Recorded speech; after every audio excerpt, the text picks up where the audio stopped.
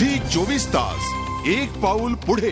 महाराष्ट्र एकीकरण समितीचे नेते किरण ठाकूर यांनी मुंबईत मलबार हिल पोलीस ठाण्यातच उपोषण सुरू केलंय। राष्ट्रपतींनी उद्या होणाऱ्या बेळगाव विधानभवनाच्या उद्घाटनाला जाऊ नये यासाठी त्यांनी हे उपोषण सुरू केलंय। दुसरीकडे शिवसेना या प्रश्नावरती आक्रमक झाली आहे। उद्या शिवसेनेनं पश्चिम महाराष्ट्र बंदची हाक दिली आहे। बेळगावातल्या विधानभवनाच्या उद्घाटनाचा वाद आता शिगेला पोहोचलाय।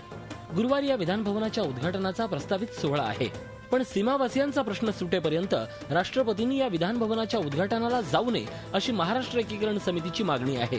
त्यासाठी महाराष्ट्र एकीकरण समितीचे नेते किरण ठाकूर यांचं मुंबईत उपोषण सुरू आहे।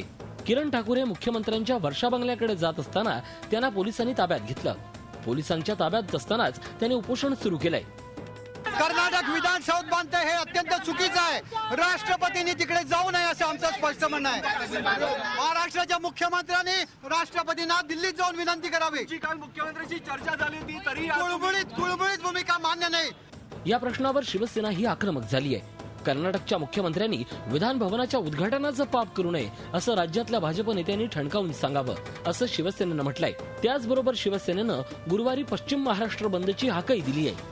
महाराष्ट्रातल्या किमान 8 कोटी मराठी बांधवांच्या भावनेचा चुराड आहे।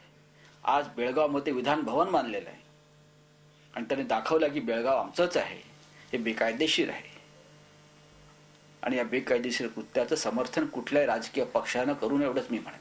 पश्चिम महाराष्ट्राच्या तिन्ही जिल्ह्यामध्ये उद्या आम्ही दुपारी 2 वाजेपर्यंत बंद जाहीर करत आहोत।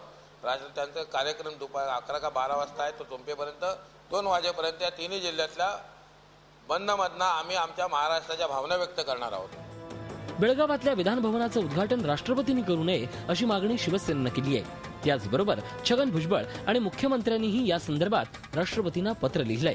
आता प्रतीक्षा आहे ती राष्ट्रपतींच्या निर्णयाची। झी 24 ताससाठी ब्युरो रिपोर्ट। झी 24 तास एक पाऊल पुढे।